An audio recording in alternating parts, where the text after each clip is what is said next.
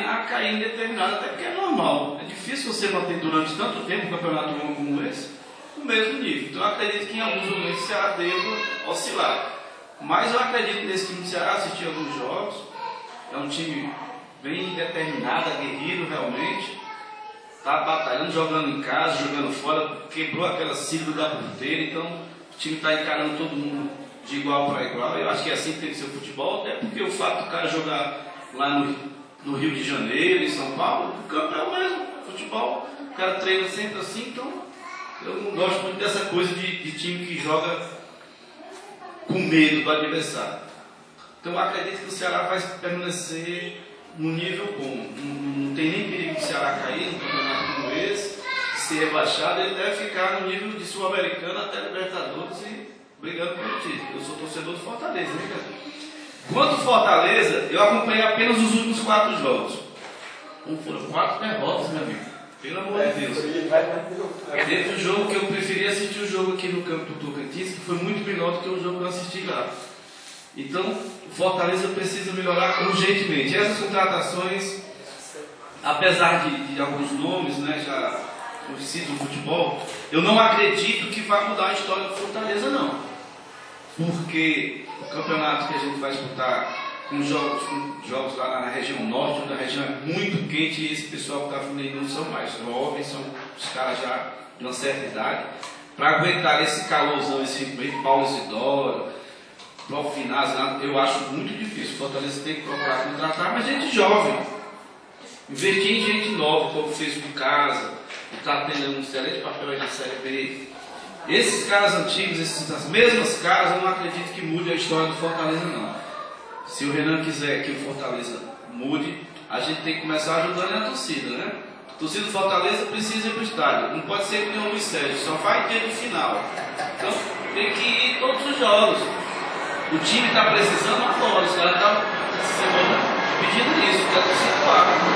Porque se você quer só criticar e não vai ajudar lá com algum trocado pagando o ingresso, como é que o time vai ter dinheiro para contratar, para melhorar? A gente está precisando das pessoas que vão lá para o estádio. Para ficar aqui em casa só assistindo e criticando é bom demais. Então eu vou lá, na minha participação, vou assistir o jogo e espero que Fortaleza mude. Agora contrate gente nova. Esses velhos aí, velho. Tá certo. Professor Eduardo, tô mandando um beijo pra você aqui. Quem tá sempre, sua esposa aqui no e-mail aqui, Dedinha, né? Tá mandando um beijo aqui pra você. Rapaz. É o seguinte, vamos passar por ele aqui, mas eu queria acrescentar. Eu queria acrescentar aqui, para a pergunta que a gente já falou sobre o Ceará, eu queria que ele falasse um pouquinho do Ferroviário, do Fortaleza, claro, ele não falou ainda da perspectiva da Série C, do Ferroviário, que tá na Série D, ou não? O Ferroviário não tá, né? Nem tá, vamos falar sobre o Ferroviário, que é sua parede sobre o Ferroviário e o Icasa, né? Como é que ele veria a participação do Icasa? Então, Fortaleza, Ferroviário e Icasa, por favor. Deu Guarani, não?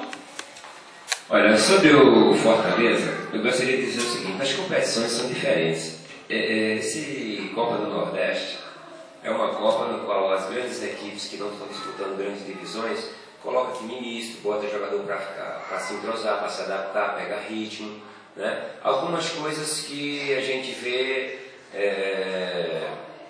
só viria se fosse de forma de amistoso. Mas como a competição ela foi pedida e feita de forma no qual a CBF liberou, porque no Copa do Nordeste não existia mais, depois de vários anos, porque a CBF não permitia. Então, as equipes nordestinas estão outra vez se adaptando a um tipo de competição, no qual o Fortaleza não se preparou para ela, procurou fazer um arrumado para disputar a Série C, que tem uma outra diferença de competição. Por exemplo, nessa Copa do Nordeste você disputa 14 jogos seguidos. Na Série C, que é a que o Fortaleza vai disputar, você vai jogar contra 3 adversários, ida e volta, a classificação e depois no octogonal. Vai mudar totalmente a história da... Então eu acredito ainda que o Fortaleza vai se dar muito bem dessa outra forma, porque está sentindo agora que precisa melhorar. Já sobre o Icasa, que está disputando a Série B, é maravilhoso nós vermos, né, um time nosso do interior jogar de igual para igual.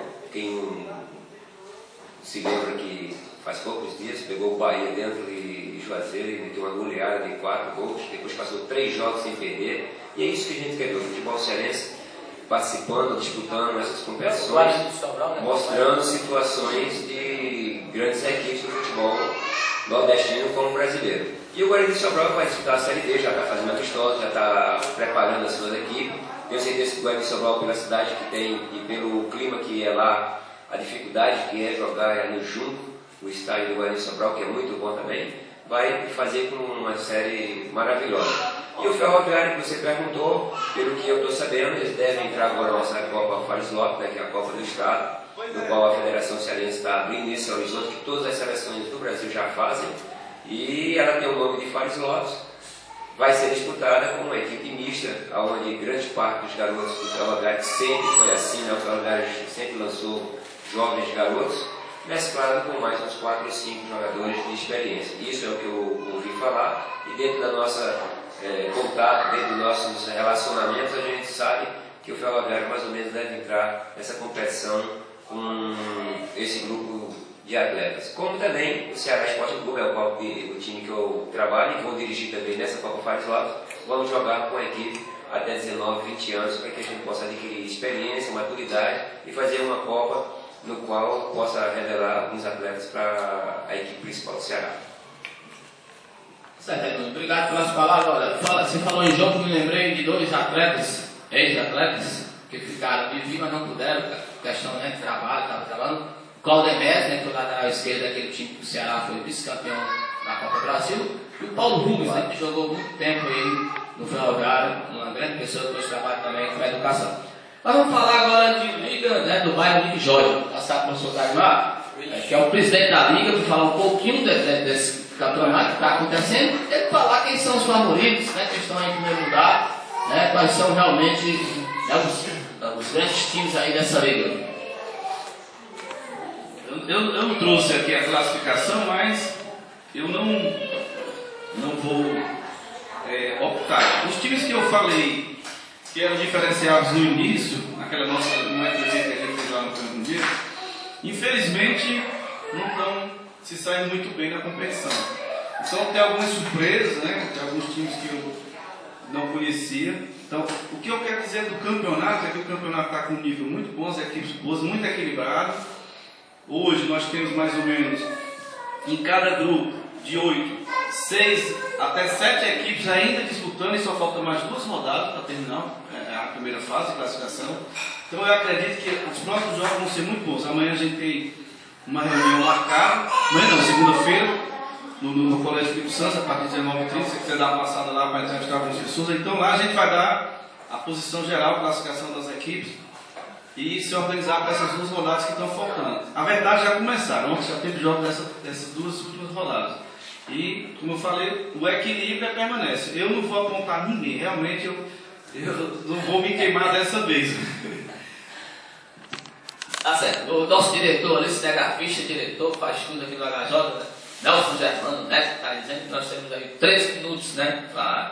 Ainda temos 3 minutos. E bom, é o seguinte, nós temos, a gente não pode esquecer que esse ano é um ano de política, né? Nós vamos eleger presidente da República, senadores, deputados estaduais, federais, né? Então a gente precisa estar esperto aí, tá certo? O futebol, mas também não esquecer da política, tá certo? A Copa 2014 na África do Sul é um problema. 2014 no Brasil. Desculpa, 2010 agora na África do Sul, 2014 no Brasil. Então, algumas pessoas estão se preocupando exatamente com o legado que a Copa vai deixar, os estádios muito luxuosos, lá não vai ter esses jogos todos. Então, eu vejo um problema por aí. Agora, as pessoas, né, que trabalham, né, nessa área tem que fazer alguma coisa, né, para que resolva esse problema. E a gente tem que se preocupar também aqui no Brasil, né? Eu acredito que aqui vai ser um pouco diferente, mas tem que existir